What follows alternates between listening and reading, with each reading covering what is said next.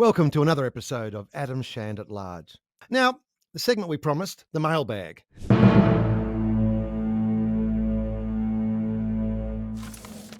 You lovely people out there have sent me a number of questions. Just wanted to know about my career, other things in crime. So let's start with the first question. Would love to know more about your career. What got you into crime journalism? Great series, loving it. Thank you very much. I didn't put that in myself. So my career. My career in crime began on day one when I was on work experience. I was at the Australian newspaper, and I was paired with a journalist called David Hurst, who was kind of notorious in crime circles and every sort of circle, great journalist. And he said, Monday morning, let's go to the cross. Go to the cross. He finds some kids around in the streets and says, we want to do a story on the heroin crisis. Tell us what you do. You're obviously street kids and so forth. You're into heroin and so forth. How do we get into this story? So they said, okay, well, first thing is we break into cars and steal things to buy drugs, and then it goes on from there. So David says, let's show how you do it. And so they broke into a car, got their money. We filmed them shooting up. It was a horrendous story, really. And I thought, this is ethics in journalism. But by the end of that week, David Hurst had turned that into a social issue, that there was these kids on the street in King's Cross who were into crime. And by the end of it, the Wayside Chapel was commenting on how to get these kids off the street. And that's how you create your own news story. But then I didn't stay in crime. I went to finance for a number of years. And then I went to Africa, which was really the making or unmaking of me, because I was there roaming around as a freelancer, doing whatever I wanted. When I came back to Australia, I really found it hard to fit in. So I actually made a proposal to Channel 9 and the Bulletin magazine, the great august journal that it was, that I would do the Gangland War from the inside, and I would speak to all the combatants and so forth, including Carl Williams. And I made that promise without a shadow of a hope of actually carrying it out. But in the end, it worked out because Carl took my call. We had an interesting relationship for 6 months while he was murdering people, murder people in the daytime or the evening, call me, talk about it or not talk about it. And this went on and on and on. So that period in 2003, 2004, there was a murder every couple of weeks, it felt like. And it was just the launching of my career, because that Gangland War is still talked about to this day. So thank you very much to Carl Williams and the other combatants for giving me a career. What are your thoughts on the American gun laws, and in particular the Louisville shooting? Would love to know. Not so familiar with the Louisville shooting or any particular shooting, but what you have there, of course, is the Second Amendment, the Constitution that protects the right to bear arms. And it's a very difficult thing to change. The culture is so embedded now with guns. What can you do about it? And by contrast, here in Australia, we have great gun control. After the Port Arthur massacre, we saw John Howard, I think quite bravely, go into the community and say, no, we want to take your guns away. We're going to have an amnesty, and they're going to ban a whole range of semi-automatics and these sort of weapons. That was the best thing. But what's happened now in Australia is a lot of those illegal guns are now back in the system. So you have to have an amnesty every few years, in my view. So we could, in the end, face the same problems as in America if we don't keep our eye on this and keep very strong gun control and have major sentences for those caught carrying guns. Because once they get into your system, like America, it's almost impossible to get out. And can you imagine sending your kid to school? Here's your lunch. Here's your play lunch. Here's your flak jacket. I mean, it's just not natural. It's a shocking thing.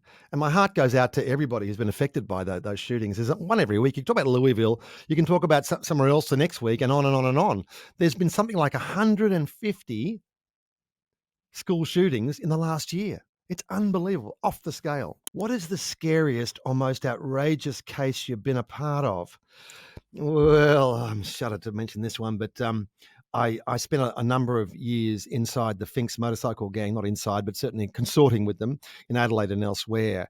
And their club went through a very dangerous metamorphosis from being a local bikie club to being one that was affiliated with overseas clubs and so on and so forth. Suddenly my presence was a problem.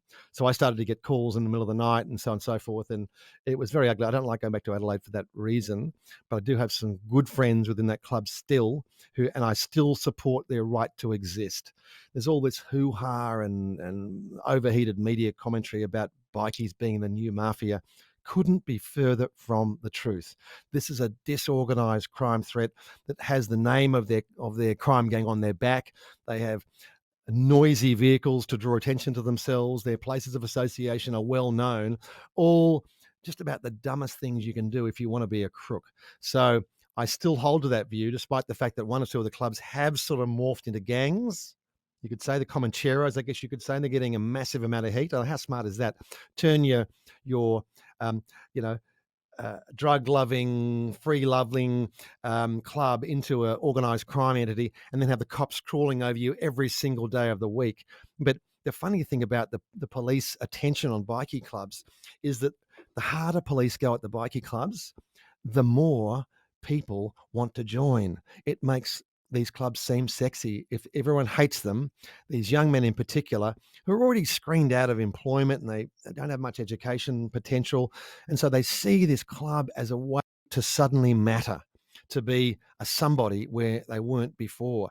So I found that phenomenon fascinating when I was covering the bikie clubs, and I will stick to my dying day, which hopefully isn't too soon, that they're not a serious organized crime threat in general. We have much more dangerous, I think, in terms of importing drugs, the Chinese triads, the South Americans, Colombians, Mexican cartels. These are very, very dangerous individuals and organizations that link up with local crime groups to do distribution on the ground, and it's informal. So let's keep things in perspective and not try to scare everyone all the time. Could I hear another juicy Chopper Read story?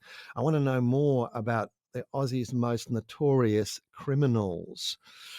Another juicy Chopper Read story. Yeah, well, here's a good one. Chopper's first incarceration took place because he'd been going to a dance at Wandon outside of Melbourne with his mate Bernie. He used to call Bernie the basher, but Bernie wasn't a basher. He's actually a gentle, peaceful character. Mark wanted to turn him into something else. They were going to this dance, and they turned up and they saw one of their friends being roughed up by the bouncers. And Bernie said something like, "Let's go help them." And that's all Chopper needed. He roared into the middle of this melee, if you call it that. And what he didn't know was that these guys were off duty coppers. And they pulled out their batons and gave Mark a fearful pizzling. He was then taken into custody, and Bernie was also arrested. And just the myths and legends about Chopper, his bravery and lack of, he was howling like a baby in the police station as he got beaten up by the coppers. It's a shocking thing. And then his crime career just really goes from one stupid act to another, because he comes out. What does he do next? Decides he's going to kidnap a judge. We covered that in the episode. Check that one out in Adam Shan at Large, Myth Busting Chopper. Is there a Carl Williams podcast on the cards? Read your book, Big Shots, still available at some good bookstores and some ordinary ones, and just want to hear more and more. Yeah, Carl is definitely always a story. And I'm going to do, I think, a How I Met Carl Williams story, because I talked about at the beginning of my crime career, talking to Carl, and I had actually written to his lawyer back in the day, Nicola Gobbo, who became, of course, Lawyer X. And I met Nicola, and she more or less screened me. And I didn't know I was going to get to speak to Carl even at that stage. And as the summer holidays were rolling on and my deadline was nearing, I was starting to get very desperate. So I remember lying in my blow-up pool, those little kiddie pools in the back garden, thinking, like, boy, I'm in real big trouble here. I haven't managed to crack this underworld story and the deadline's looming. And suddenly the phone rings. And I think, oh, who's that? So I get out of the pool puddle, really. Get to the phone. It had rung off. But there was a message. I got the message. It was like, "Good day, mate. It's Carl Williams here. Give us a call." Didn't leave a number. It's got, oh, didn't leave a number. Fortunately, he called back. And then I met him shortly after that. And the most extraordinary 6-month period of my life ensued after that. And I think it was notable for Carl as well. But we'll do that episode very soon. How I Met Carl Williams, and my last conversation with him just 2 days before he died. Working on both Chopper and Carl Williams cases in particular, are they intimidating people? And how do you cope during the interview? Chopper was very intimidating because of his persona, the lack of ears, all the tattoos, his also his vaulting intelligence. Very smart character, well read, very intelligent. So his repartee was unbelievable, and he also had that edge of violence that crooks really have to have as a calling card. But once you got to know him, he was just Mark Reed to me. And he talked about being trapped in the stereotype that he'd created for himself, which was fascinating. And I think he at the end of the day would have liked to return just to be Mark Reed or choose some other life because he had great potential. Carl Williams, on the other hand, was very unprepossessing. He was a sort of chubby, slightly androgynous character. He never struck me as being very masculine, very aggressive. He was quietly spoken, but he was a very, very good convener of people. He enjoyed circles of people, and I mean, there was two grand finals in a row where he had some of the Brisbane Lions players, AFL players, in his unit before or after the game. I'm not sure which, but I've seen photographs of them all, and you think, wow, this guy was already up to his neck in the underworld war, and he's able to socialise with footballers. I guess that's always what happens in Melbourne. Footballers, TV stars, many others seem to get attracted to crooks for some reason or other. But and Carl was very reasonable. If ever there was a problem, he'd call you up and very quietly say, "Listen, mate, there's been a problem. Just tell me, what was this all about?" And you'd tell him, you'd say, "Good as gold. That'd be it. No problem." But I guess other people knew a different side because he liked a bit of ice, and late at night, on a bit of the ice there on his pipe, he could become quite paranoid. And I think at those moments, bad decisions were made. But the idea, this has always been said, that Carl Williams had personally shot Mark Moran back in June 2000.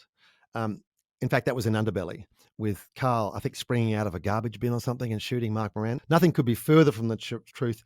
Carl got someone else to do it. It's not his go. In fact, the only time I've heard of him discharging a gun was when he was having an argument with Roberta, his wife, and she was pregnant, and he fired his gun into the ground next to her. Not a very courageous act, you'd have to say.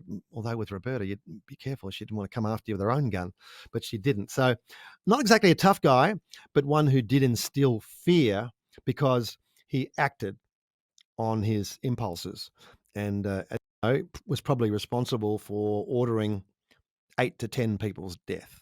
So, yeah, there you go. Thank you for that one. With your expertise, I want to know one answer to one massive question.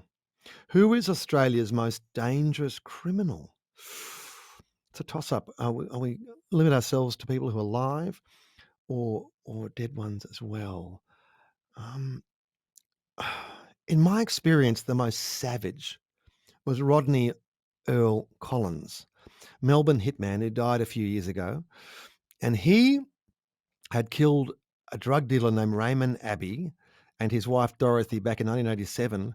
He didn't just kill them, he cut their throats, shot them, cut their throats, and did what he told people was a kind of war dance around them, like a sort of a Native American tribesman or something. And he's involved in several other murders. He was a guy who was as cold as cold. And another journalist I know actually met him very foolishly in a car park one night. And Rodney had been upset with what he'd written. And this journalist, when he saw him, and his blood ran cold when Rodney Earl Collins stepped from the shadows. Of course, he was later on to nothing happened, by the way. Some information passed over, but this journalist always said that. He was also involved in the murder in May 2004 of former Terence Hodgson and his wife Christine. And Terry had been informing on a number of people. He'd also been involved in robbing Tony Mockbell's drug house in Oakley with at least one police officer. And so he was fair game. Somehow, Collins gets into Hodgson's house. The surveillance camera is turned off. There's no footage of people getting in. The German Shepherd dog that Terry kept for protection was put in a garage. So Hodgson looks like he welcomed his killer into his own house. And once again, there was the wife, Christine. He kills Terry, has to kill Christine as well. But here's the thing: Christine, I don't think, would ever have said who killed her husband. That's not the way the underworld works. So it could be argued that the killing of Christine was wanton and gratuitous. He could have not done that. So he's a pretty good one. I'm also looking at someone, actually a news story, Sam Boyd, who killed 4 people in a spree in the early 80s. And I was staying in the country motel the other night, and the proprietor said, "I think I was attacked and almost killed by Boyd." And she was abducted, raped, and bashed. Repeat, she had horrible facial injuries, just a sadistic psychopath. Boyd's doing 4 consecutive life sentences in Cessnock jail for the murders he committed in a short spree. And this lady, the victim, wants to go and see him in Cessnock jail. I don't advise that she does that, but she needs to find a way to exorcise the demons of what happened to her. Interestingly, there are some biological samples from that attack, and it's quite possible that they could be run again against Boyd's profile, because if you're in jail, you have to give your DNA. And she might finally be able to conclude was Boyd or not Boyd. And if it's not Boyd, who is it? So that's another one I'm involved in soon. That's all the questions we have for today. Thank you so much, all those people who sent them in. We'll do one of those very soon. But we're back to regular programming next week. But I also still want to hear from you. If you have a story you want covered, if you have a tip, get in touch. Don't just call Crime Stoppers, call Adam Shand at large. Thank you for listening.